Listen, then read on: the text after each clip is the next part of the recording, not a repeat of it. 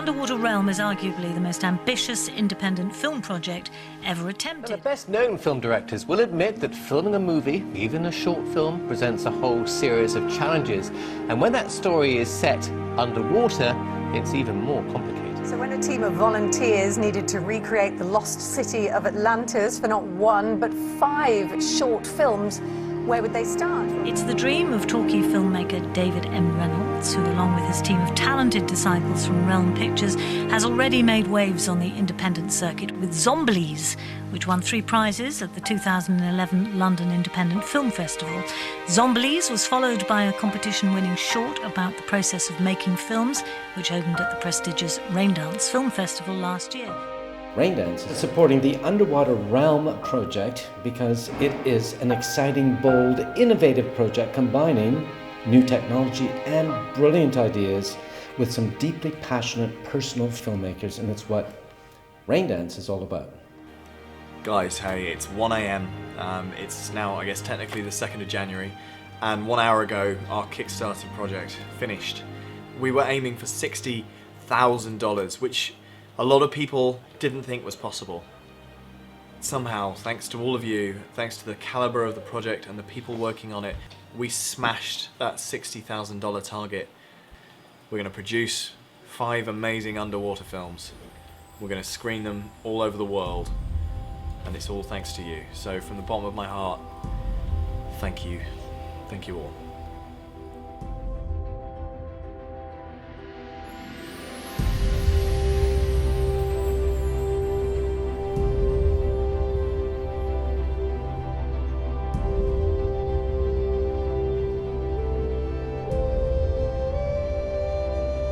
We are all about biting off more than we can chew and going for the big projects, the big stories that inspire us and the kind of movies that we want to see, rather than just what we think we can achieve. I guess the goal is that if we, what's the saying, if you reach for the stars, then at least you might land on the moon. It seems ridiculous that we're making these films about Atlantis, about a huge chunk of missing history of Earth. You know, we've woven our stories so deeply into world history now that it almost seems real. And yet these films have never really been made. Now, I know why they haven't been made. It's because they're incredibly difficult, bordering on impossible, but it seems like this is a story that doesn't belong to us anymore. You know, this is a story that belongs to the world, and we're just the ones that are going to be bringing it to the big screen.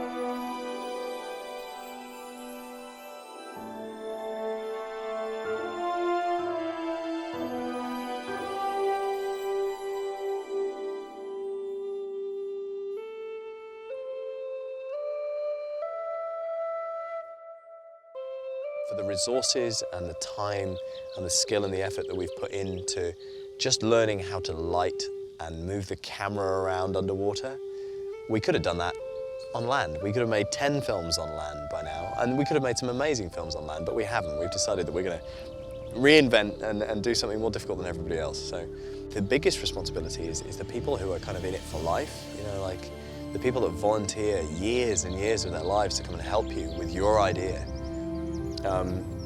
And there's always part of your brain, no matter how confident you are, no matter how charismatic or you know, savvy and in control you seem, there's always part of your brain that's just screaming at you like, what the hell are you doing? What the hell are you doing? this can't be done, it's impossible, everybody's going to trust you and then you're going to let them down, and it's going to be a huge waste of time and the world's going to laugh at you. And the biggest challenge is not silencing that, but soothing it and then just kind of saying, you're just scared. There's still, every day, you know, it's no lie, there is a part of my brain that goes, make an underwater film? It's a terrible idea. And I still, genuinely, hand on heart, I don't know if it's going to work. But, again, to quote a great man, Michelangelo, the greatest danger for mankind is not that he's going to reach too high and fail, it's that he's going to reach too low and succeed. So yeah, of course there's a risk. Of course there's a risk of coming up with an amazing idea that's incredibly unique and incredibly difficult to do, and it's going to challenge you and everybody around you to breaking point. There is a risk that it will just break you. There is a risk that you won't be able to do it. But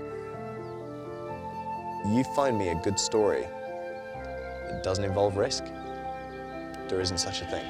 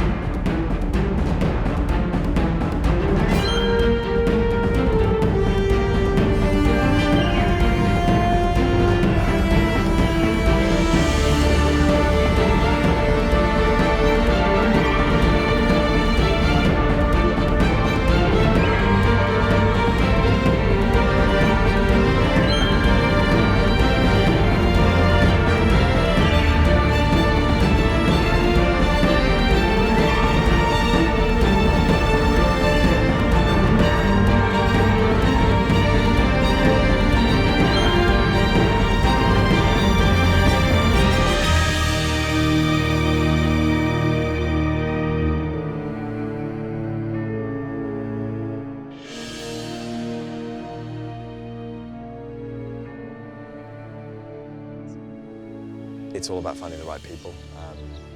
People are inspired by the project, they're inspired by the people around them as well, the other inspired people that just do amazing things and dedicate huge portions of their life. I mean, we live and breathe this project. And so inspiration is a mutual thing. By living together, by working together, and by consistently creating magic, being there to back each other up when you have a low point, it's what's driving the entire, I mean, that's the real budget of the project. It's that wealth of people's souls that they poured in.